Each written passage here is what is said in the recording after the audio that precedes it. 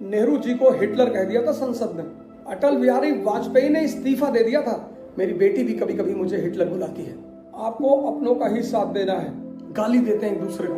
गाली क्यों देते हो यार? विरोध करो, अपने तथ्यों को सामने रखो।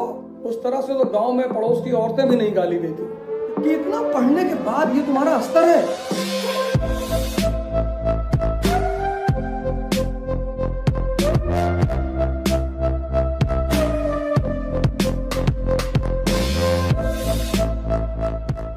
संकट में, क्राइसिस में आपको अपनों का ही साथ देना है। बीजेपी पार्टी से हमारा नीतिगत विरोध हो सकता है। मैं तो देखता हूं फेसबुक पर जिस तरह से लोग अपोजिशन बन गए हैं, उस तरह से तो गांव में पड़ोस की औरतें भी नहीं गाली देती। इतना स्तर अपोजिशन का गिर गया है, इतनी गाली गलौज करते हैं दोनों तरफ के लोग, दोनों तरफ के। अटल बिहारी वाजपेयी ने नेहरू जी को हिटलर कह दिया था संसद में, इस्तीफा दे दिया था कि वो बड़े हैं, हमारे नेता हैं, मुझे ऐसा नहीं कहना चाहिए। अटल बिहारी वाजपेयी ने इस्तीफा दे दिया था और नेहरू जी की महानता यह थी कि उन्होंने अटल बिहारी वाजपेयी के इस्तीफे को मंजूर नहीं किया और मनाने गए कि कोई बात नहीं, मेरी बेटी भी कभी कभी मुझे हिटलर बुलाती है। इसको बोलते हैं democratic ethics. Sonia Gandhi ji Italy की हैं लेकिन हमारे देश की हैं।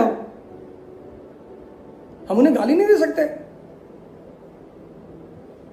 मोदी जी चाय बेचते थे, वो अलग बात है। गरीब घर से तो लाल बहादुर शास्त्री जी भी आए थे। प्रधानमंत्री का विरोध करिए, नेता का विरोध करिए, गाली क्यों दे रहे हैं?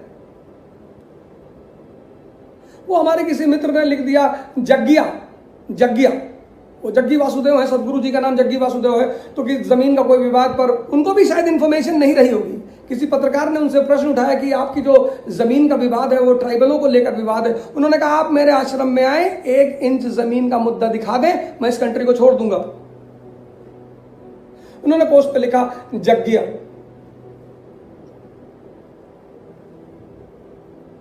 जितना तुम पूरी जिंदगी सैलरी कमाओगे ना,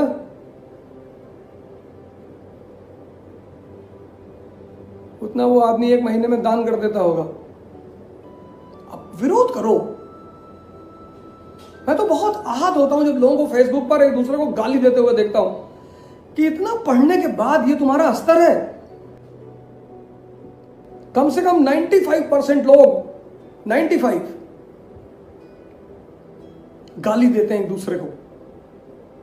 गाली देना हिजड़ों का काम है। गाली क्यों देते हो यार? विरोध करो, अपने तथ्यों को सामने रखो। अगर मैं गलत हूं, मैं सॉरी बोल दूंगा। अगर आप गलत हो, आप सॉरी बोल देना, बात खत्म हो गई।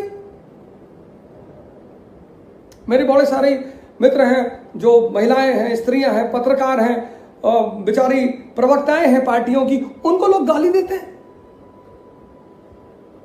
और नवरात्र का व्रत रहते हो तुम कहते हो इस्लाम में औरत को बहुत बड़ा दर्जा दिया गया है, तो वो बाहर भी उन औरतों को इज्जत देकर दिखाओ।